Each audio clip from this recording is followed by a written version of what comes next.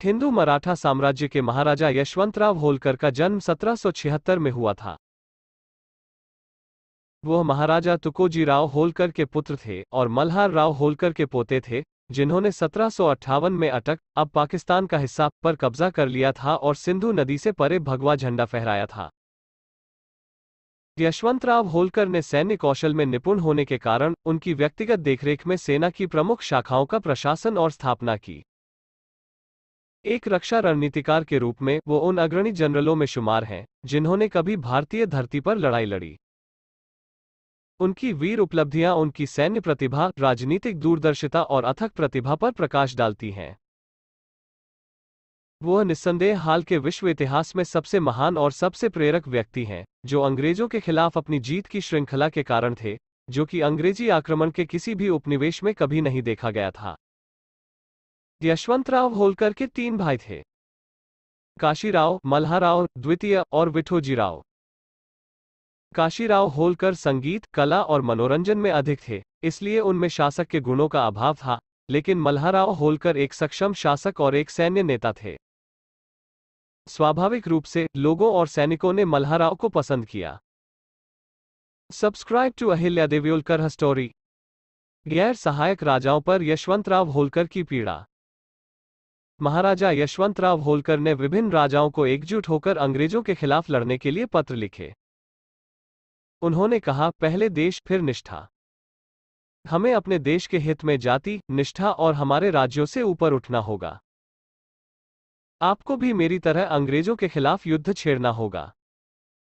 उनकी अपील बहरे कानों पर पड़ी, क्योंकि उन सभी ने पहले ही अंग्रेजों के साथ संधियों पर हस्ताक्षर कर दिए थे। Follow Ahilyadevi Holkar history Instagram.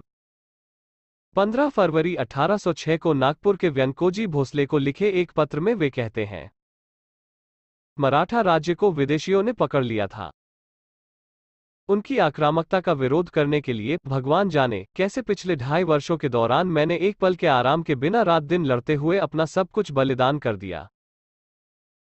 मैंने दौलतराव सिंधिया का दौरा किया और उन्हें समझाया कि विदेशी प्रभुत्व को खत्म करने में हम सभी का शामिल होना कितना आवश्यक है। लेकिन दौलतराव ने मुझे विफल कर दिया। यह आपसी सहयोग और सद्भावना थी जिसने हमारे पूर्वजों को हिंदू राज्यों का निर्माण करने में सक्षम बनाया।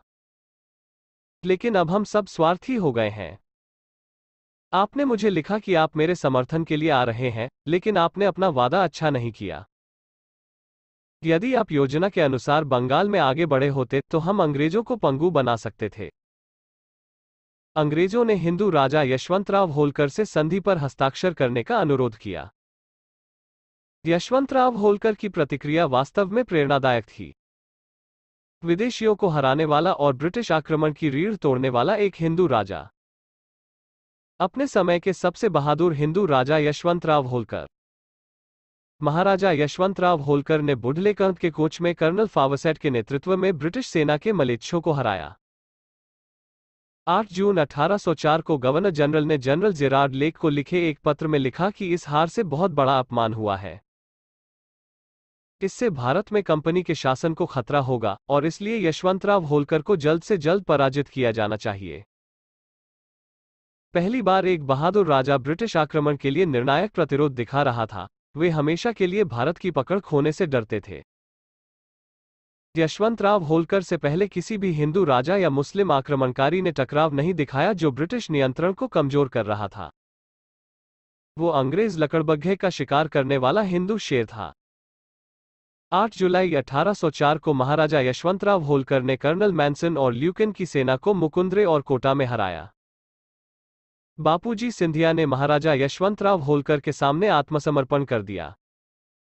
जून से सितंबर 1804 तक उसने विभिन्न युद्धों में अंग्रेजों को हराया। ब्रिटिश कर्नल बदल रहे थे, इन लड़ाइयों में होलकर ही आम थे। अंग्रेजों से लड़ने की उनकी ऊर्जा ने उन्हें अचंभित और भयभीत कर दिया। वे अलग अलग जगहों से हमला कर रहे थे। अपनी सेना को मजबूत करने के लिए 8 अक्टूबर 1804 को महाराजा यशवंतराव होलकर ने अंग्रेजों द्वारा कैद किए गए मुस्लिम आक्रमणकारी शाह आलम द्वितीय को मुक्त करने के लिए दिल्ली पर हमला किया। उसने कर्नल एक्टोरोनी और बन की सेना पर हमला किया। लड़ाई एक सप्ताह तक चली, लेकिन यशवंतराव होलकर सफल नहीं हो सके क्योंकि जनरल लेक कर्नल एक्टरलोनी की मदद के लिए आए। स्थिति का आकलन करते हुए उन्होंने योजना को बदल दिया और इसे स्थगित कर दिया। उनकी बहादुरी की प्रशंसा करते हुए मुगल सम्राट शाह आलम ने उन्हें महाराजाधिराज राज राजेश्वर अलीजा बहादुर की उपाधि दी। Follow Ahilya Devi Holkar history Instagram. एक बहादुर हिंदू योद्धा ने अकेले ही ब्रिटिश साम्राज्य को हिला दिया। कर्नल मारे और वालेस ने 8 जुलाई 1804 को इंदौर और उज्जैन पर कब्जा कर लिया। 22 अगस्त 1804 को वेलेस्ली ने बाजीराव पेशवा की सेना के साथ पुणे से होलकर के खिलाफ मार्च किया। मथुरा में महाराजा यशवंतराव होलकर को पता चला कि अंग्रेजों ने उनके कुछ क्षेत्र पर कब्जा कर लिया था। उसने मथुरा में रहने का फैसला किया और अपने क्षेत्र को फिर से हासिल करने की रणनीति पर काम किया।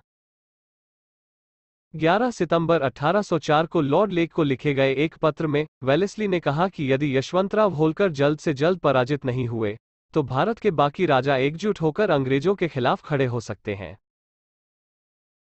यशवंतराव की सर्वोच्चता ने अंग्रेजों को झकझोर दिया। संधियों पर हस्ताक्षर करने के बाद भी वे चौंक गए और कई हिंदू राजाओं और मुस्लिम आक्रमणकारियों की मदद से वे निडर योद्धा और उनकी सेना को कोई नुकसान नहीं पहुंचा सके। 16 नवंबर 1804 को महाराजा यशवंतराव होलकर मेजर फ्रेजर की सेना को हराकर डीग पहुंचे। मेजर फ्रेजर की मृत्यु के बाद मैनसन ने ब्रिटिश सेना की कमान संभाली। भरतपुर के जाट राजा रणजीत सिंह ने उनका स्वागत किया और अंग्रेजों के खिलाफ महाराजा यशवंतराव होलकर के साथ रहने का फैसला किया। फर्रुखाबाद में झील भयभीत थी और एक मूक दर्शक यशवंतराव होलकर को डीग की ओर बढ़ते हुए देख रहा था। उसने महाराजा यशवंतराव होलकर पर हमला करने की हिम्मत नहीं की। लॉर्ड लेक के इस आचरण से गवर्नर जनरल निराश हो गए और उन्होंने अपनी निराशा के बारे में उन्हें लिखा। भारत पर अंग्रेजों की पकड़ ढीली पड़ने का डर अंग्रेजों की रातों की नींद हराम कर रहा था। होलकर की हिंदू अवज्ञा ने मरम्मत से परे अंग्रेजों के अति विश्वास को जड़ से खत्म कर दिया। Follow Ahilya Devi Holkar history Instagram. 13 दिसंबर 1804 को लॉर्ड लेक ने डीग पर हमला किया, जिसका होलकर और जाट की सेना ने सफलतापूर्वक विरोध किया और भरतपुर पहुंच गए। लॉर्ड लेक ने 3 जनवरी 1805 को general Manson, colonel Murray, colonel Don, colonel Burn, major general Jones, general Smith, colonel Zetland, Seton और अन्य के साथ हमला किया। भरतपुर की बाद की घेराबंदी 3 महीने तक चली और इसकी तुलना महाकाव्य महाभारत में वर्णित युद्ध से की गई। महाराजा यशवंतराव होलकर की प्रशंसा करते हुए इस युद्ध पर अनेक कविताएं लिखी गईं। अंग्रेज जानते थे कि वे बहादुर महाराजा यशवंतराव होलकर को कभी नहीं हरा पाएंगे। यह समय डिवाइड रूल नीति लागू करके उनकी ताकत को और कम करने का है। देशी राजाओं को विभाजित करने के लिए अंग्रेजों ने घोषणा की कि वे होलकरों के क्षेत्र को उसके भारतीय मित्रों में बांट देंगे। महाराजा यशवंतराव होलकर अपनी बहादुरी के कारण पूरे भारत में प्रसिद्ध हो गए थे। हालांकि अमीर खान पिंडारी और भवानी शंकर खत्री ने उन्हें धोखा दिया। अंग्रेजों ने टोंक का जहांगीर अमीर खान पिंडारी को और दिल्ली में एक महल और एक जहांगीर भवानी शंकर खत्री को दिए। दिल्ली में स्थित भवानी शंकर खत्री की हवेली को आज भी नमक हराम की हवेली के नाम से जाना जाता है। स्थानीय लोगों द्वारा उनके शासन के दौरान जगह को छोड़ दिया गया था। उन्होंने खत्री को अपशब्दों से गाली दी और उन्हें शाप दिया। दौलतराव सिंधिया ने होलकर की मदद करने का फैसला किया, लेकिन कमल नयन मुंशी, जो ब्रिटिश कठपुतली थे, की गलत सलाह से उन्हें ऐसा करने से रोक दिया गया। यहाँ तक रणजीत सिंह ने बाद में यशवंतराव को धोखा दिया। कोई भी अन्य राजा साथ ही हिंदू राजाओं से विश्वासघात की श्रृंखला के बाद आत्मसमर्पण कर देता, लेकिन यशवंतराव होलकर वास्तव में एक विजेता थे। उन्हें खुद पर, अपनी सेना, अपने नेतृत्व कौशल और हिंदू गौरव पर विश्वास था। लड़ाई लड़ने से पहले समर्पण और विश्वास ने ही उसे आधी विजयी बना दिया। Follow Ahilya Devi Holkar history Instagram. Sir P. E. Roberts कहते हैं कि आश्चर्यजनक रूप से जाट राजा रंजीत सिंह ने 17 अप्रैल 1805 को अंग्रेजों के साथ एक संधि पर हस्ताक्षर किए, जब वे लगभग युद्ध जीत चुके थे। इसके कारण महाराजा यशवंतराव होलकर को भरतपुर छोड़ना पड़ा।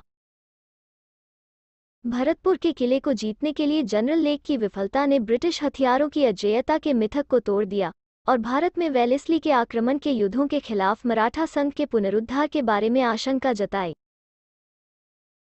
यह वेलेस्ली की आगे की नीति के विरोधी चरमोत्कर्ष के रूप में आया। पहली बार देशी हिंदू राजा की वीरता के कारण किसी को लात मारी गई थी। इसलिए ब्रिटिश प्रधानमंत्री को यह जवाब देने के लिए बाध्य किया गया था कि मार्क्विस ने सबसे अविवेकपूर्ण और अवैध रूप से काम किया था और उन्हें सरकार में बने रहने के लिए पीड़ित नहीं किया जा सकता था। इस प्रकार वेलेस्ली को वापस बुला लिया गया। Follow Ahilyadevi Holkar history Instagram. हमारे राजा यशवंतराव होलकर की वीरता के कारण ब्रिटिश साम्राज्य का अंत निकट था। महाराजा यशवंतराव होलकर। हमारे राजा यशवंतराव होलकर की वीरता के कारण ब्रिटिश साम्राज्य का अंत निकट था। महाराजा यशवंतराव होलकर, दौलतराव सिंधिया, सतारा छत्रपति और छतर सिंह सबलगढ़ में मिले। यह तय किया गया था कि एकजुट होकर वे भारत की धरती से अंग्रेजों को उखाड़ फेंकेंगे। सितंबर 1805 में होलकर और सिंधिया अजमेर पहुंचे। महाराजा मानसिंह राठौर ने उनकी सहायता के लिए अपनी सेना भेजी। महाराजा यशवंतराव होलकर ने भारत के शेष राजाओं को पत्र भेजकर उनसे अंग्रेजों के खिलाफ लड़ने की अपील की। जयपुर के राजा, नागपुर के भोसले, पंजाब के रंजीत सिंह ने उनकी अपील स्वीकार कर ली। जब अंग्रेजों को पता चला कि होलकर और सिंधिया एक हो गए हैं, तो उन्होंने लेक को उनका पीछा करने के लिए फिर से सूचित किया। 25 अप्रैल 1805 को भयभीत लॉर्ड लेक ने गवर्नर जनरल वेलेस्ली को जवाब दिया और कहा कि वह उनका पीछा करने में असमर्थ थे और होलकर को यूरोपीय लोगों को मारने में बहुत खुशी हुई। गवर्नर जनरल वेलेस्ली ने उत्तर दिया कि होलकर के साथ सभी विवादों को बिना किसी युद्ध के सुलझाया जाए। होलकरों के खिलाफ लगातार हो रही असफलता से अंग्रेज चिंतित थे। उन्हें लगा कि Maharaja Yashwantrao Holkar east India company को भारत से बाहर निकाल देंगे। वे यशवंतराव की वीर जीत की श्रृंखला में भारत के महाराजा को देख रहे थे। Follow Ahilyadevi Holkar history Instagram. Wellesley को समाप्त कर दिया गया और लॉर्ड कॉर्नवालिस को भारत के गवर्नर जनरल के रूप में नियुक्त किया गया। जैसे ही वे भारत आए, उन्होंने 19 सितंबर 1805 को लॉर्ड लेक को लिखा और कहा कि यशवंतराव होलकर का सारा क्षेत्र वापस कर दिया जाए और वो होलकर के साथ शांति बनाने के लिए तैयार हैं। होलकर ने अंग्रेजों के साथ किसी संधि पर हस्ताक्षर करने से इनकार कर दिया। लॉर्ड कॉर्नवालिस की आकस्मिक मृत्यु के कारण जॉर्ज बालो को गवर्नर जनरल नियुक्त किया गया। इस तरह बालो ने तुरंत होलकर और सिंधिया को बांटने की कोशिश की। अंग्रेजों ने 23 नवंबर 1805 को कमल नयन मुंशी के माध्यम से दौलतराव सिंधिया के साथ एक संधि पर हस्ताक्षर किए और इस तरह अंग्रेजों से लड़ने के लिए होलकर अकेले रह गए। अहंकार के लालच ने सिखों को भी जकड़ लिया। मुस्लिम आक्रमणकारियों और हिंदू राजाओं के साथ साथ सिख शासकों ने महाराजा यशवंतराव होलकर को भी धोखा दिया। उन्होंने अंग्रेजों के खिलाफ जींद के राजा भाग सिंह, कपूरथला के राजा फतेह सिंह और अन्य सिख शासकों के साथ गठबंधन बनाने की कोशिश की, लेकिन सफल नहीं हो सका। लाहौर के महाराजा रंजीत सिंह शुरू में महाराजा यशवंतराव होलकर में शामिल होने के लिए सहमत हुए, लेकिन महाराजा रंजीत सिंह, लाहौर, पंजाब के पत्र दिनांक 1 अगस्त 1804 को महाराजा यशवंतराव होलकर को संबोधित किया गया था, जिसे अंग्रेजों ने मथुरा में रोक दिया था।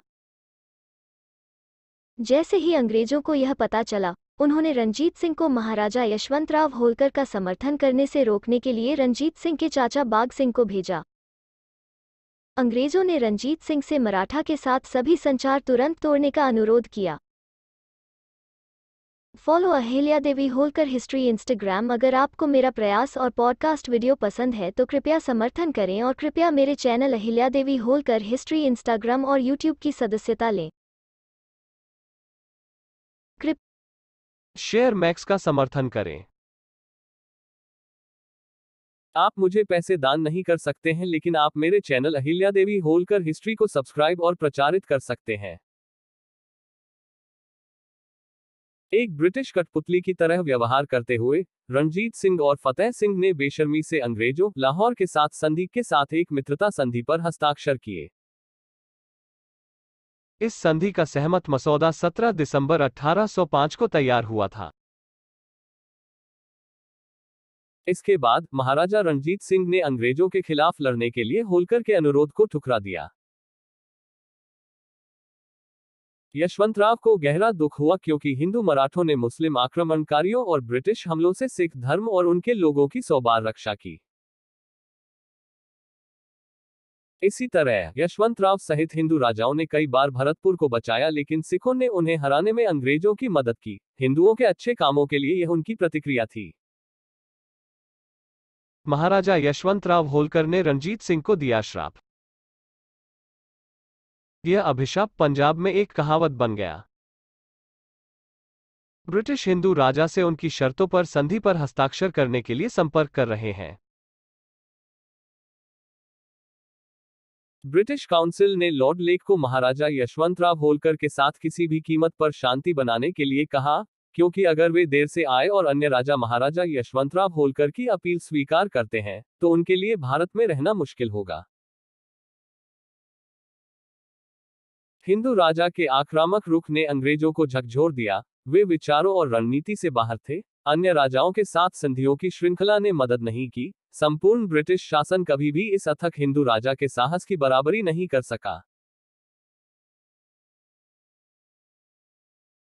ब्रिटिश कमांडर सिकंदर की विजय की सीमा रेखा को पार करने के बाद रुक गया और होलकर के सैनिकों की पहुंच के भीतर अपने सैनिकों को हाइफेसिस ब्यास के तट पर खड़ा कर दिया, जहां 2000 साल पहले मैसेडोनिया के दिग्गज विजेता ने हाइडस्पेश की लड़ाई के बाद अपने तंबू लगाए थे, जहां सिकंदर और उसकी सेना ने अंततः नदी के किनारे को अपने साम्राज्य की सीमाओं के रूप में सुरक्षित करके वापस लौटा दिया और भारत में आगे जाने से इनकार कर दिया।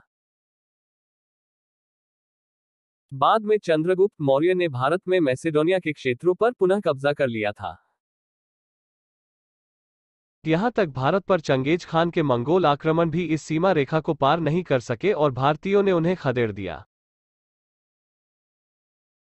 वे स्वाभिमानी व्यक्ति थे।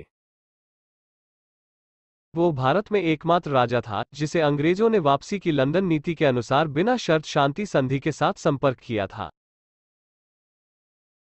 यह सहायक गठबंधन की संधि नहीं थी जिसमें अंग्रेजों ने दूसरों के साथ प्रवेश किया था।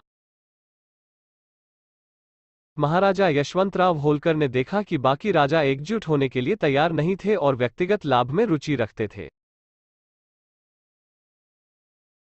उन्होंने हिंदू राजाओं, सिख शासकों और मुस्लिम आक्रमणकारियों को हजारों पत्र और संदेश भेजने की सैकड़ों बार कोशिश की, लेकिन कुछ को छोड़कर सभी ब्रिटिशों के गोद में रहने से खुश थे। आखिरकार वह 24 दिसंबर 1805 को ब्यास नदी के तट पर राजपुर घाट नामक स्थान पर अंग्रेजों के साथ एक संधि पर हस्ताक्षर करने वाले अंतिम व्यक्ति थे। संधि का नाम ब्रिटिश सरकार और यशवंतराव होलकर के बीच शांति और मित्रता की संधि रखा गया था। अंग्रेजों ने उन्हें एक संप्रभु राजा के रूप में मान्यता दी और उनके सभी क्षेत्रों और संपत्ति को वापस कर दिया और जयपुर, उदयपुर, कोटा, बूंदी और पर अपना प्रभुत्व स्वीकार कर लिया।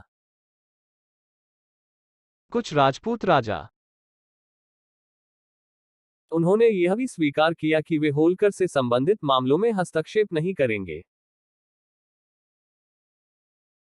6 जनवरी 1806 को काउंसिल में गवर्नर जनरल जॉर्ज बालो द्वारा संधि की विधिवत पुष्टि की गई और बाद में 2 फरवरी 1806 को गंगा नदी के किनारे राजघाट पर विधिवत संशोधन किया गया। राजघाट की संधि, लंदन की वापसी की नीति। इस प्रकार उन्होंने अपनी मांगों को पूरा किया और शिंदे, पेशवा और अंग्रेजों के साथ विवादों को सफलतापूर्वक हल किया।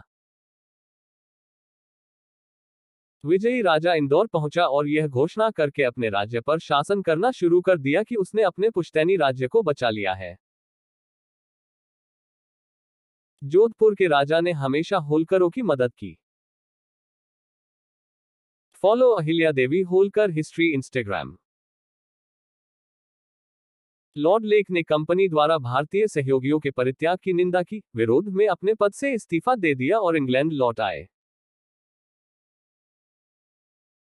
14 मार्च 1806 को श्री शेर चार्ल्स मेटकाफ को संबोधित एक पत्र में प्रथम बैरन मेटकाफ, जो संधि के साक्षी थे, कहते हैं, लेकिन मैं अपनी सरकार के चरित्र पर लगातार वीणा क्यों करता हूं। मेरा मानना कि ऐसा इसलिए है क्योंकि मुझे यह महसूस करने के लिए मजबूर किया गया है कि हम बदनाम हैं और होलकर हिंदुस्तान में प्रचलित शक्ति है। मिस्टर मेटकाफ ने कई वर्षों बाद पीछे मुड़कर देखा कि सर जॉर्ज बालो द्वारा अपनाए गए उपायों की आवश्यकता थी और किसी अन्य पाठ्यक्रम का पालन करना शायद ही संभव था। हिंदू राष्ट्र के लिए हिंदू एकता। यशवंतराव होलकर का हिंदू राष्ट्र का सपना। महाराजा यशवंतराव की दृढ़ता बेजोड़ है। उन्होंने अंग्रेजों को खदेड़कर हिंदू राष्ट्र के अपने सपने को साकार करने के लिए सभी हिंदू राजाओं को एकजुट करने की बहुत कोशिश की। यहां तक उन्होंने कुछ मुस्लिम आक्रमणकारियों को अस्थायी आधार पर अनिच्छा से शक्तिशाली ब्रिटिशों से लड़ने के लिए बड़े पैमाने पर समर्थन हासिल करने के लिए समर्थन दिया, जब हिंदू राजाओं ने उन्हें विफल कर दिया। के विश्वासघात से उन्हें गहरा दुख हुआ था, साथ ही देश राजाओं की। फिर भी उन्होंने संधि पर हस्ताक्षर करने के बाद भी कभी आशा नहीं दी। 15 फरवरी 1806 को नागपुर के व्यंकोजी भोसले को लिखे एक पत्र में उन्होंने आगे कहा, यदि आप योजना के अनुसार बंगाल में आगे बढ़े होते तो हम ब्रिटिश सरकार को पंगु बना सकते थे। अब पुरानी बातों की बात करने का कोई फायदा नहीं है। जब मैंने खुद को हर तरफ से परित्यक्त पाया, तो मैंने उस प्रस्ताव को स्वीकार कर लिया जो ब्रिटिश एजेंट मेरे पास लाए थे और युद्ध समाप्त कर दिया। Follow Ahilya Devi Holkar history Instagram. महाराजा यशवंतराव होलकर ने फिर से मराठा संघ को एकजुट करने की कोशिश की और इस बारे में दौलतराव सिंधिया को लिखा। हालांकि सिंधिया ने इस पत्र की जानकारी ब्रिटिश निवासी मासे को दी, जिन्होंने 12 मई 1806 को गवर्नर जनरल को इस बारे में अवगत कराया। होलकर और सिंधिया 14 नवंबर 1807 को रक्षात्मक और आक्रामक रणनीतियों पर 11 बिंदुओं पर सहमत हुए। हालांकि ब्रिटिश एक बार फिर सिंधिया को होलकर से विभाजित करने में सफल रहे। धोखेबाज अंग्रेजों को अपनी दवा मिल गई। संधि पर हस्ताक्षर करना पहली बार हिंदू राजा द्वारा सम्मानित नहीं किया गया था, क्योंकि उनका और भारत के मूल निवासियों का भारतीय भूमि पर पहला अधिकार था, न कि अंग्रेजी आक्रमणकारियों का। अंग्रेजों की चालाक राजनीति में फंसने से भी बड़ा सपना हिंदू राष्ट्र था। आखिरकार महाराजा यशवंतराव होलकर ने अंग्रेजों से अकेले लड़ने और उन्हें भारत से बाहर निकालने का फैसला किया। उसने अंग्रेजों को हराने के लिए एक बड़ी सेना इकट्ठा करने और तोपों का निर्माण करने के लिए भानपुरा में रहने का फैसला किया। वो अंग्रेजों को अपने राज्य से बाहर रखने में सफल रहा, लेकिन वो उन्हें भारत से बाहर करना चाहता था। वो जानता था कि पर्याप्त तोपों के बिना यह असंभव है, इसलिए उसने भानपुरा में तोपों के निर्माण के लिए एक कारखाना बनाया। इस कारण उन्हें आधुनिक भारतीय सेना का जनक भी कहा जाता है। उन्होंने दिन रात काम किया और 200 छोटी और लंबी दूरी की तोपों का निर्माण किया। उसने कलकत्ता पर आक्रमण करने के लिए 1 लाख सैनिकों की सेना इकट्ठी की। काम के तनाव और उनके भतीजे खंडराव होलकर की मृत्यु 22 फरवरी 1807 को शाहपुरा और 1808 में काशीराव होलकर में बीजागढ़ में हुई थी, जिससे 27 अक्टूबर 1811 कार्तिकी एकादशी को भानपुरा मंदसौर एमपी में अचानक उनकी मृत्यु हो गई। 35 वर्ष की में उनकी मृत्यु का सबसे संभावित कारण अत्यधिक रक्तचाप और तनाव है। 30 के दशक की शुरुआत में यशवंतराव की निडर वीरता और हिंदू राष्ट्र की स्थापना के उत्साह ने उन्हें भारत में राजाओं का राजा बना दिया। भारतीय युद्धों के इतिहास में उनकी लड़ाई सबसे उल्लेखनीय थी और दुश्मन मुगल सम्राटों द्वारा उन्हें दी गई उपाधि ने उन्हें भारत के शासकों में एक प्रमुख स्थान दिया। हिंदू शेर यशवंतराव होलकर की बहादुरी की प्रशंसा करते हुए ब्रिटिश और मुगल इतिहासकारों द्वारा साझा किए गए कई खाते हैं। महाराजा यशवंतराव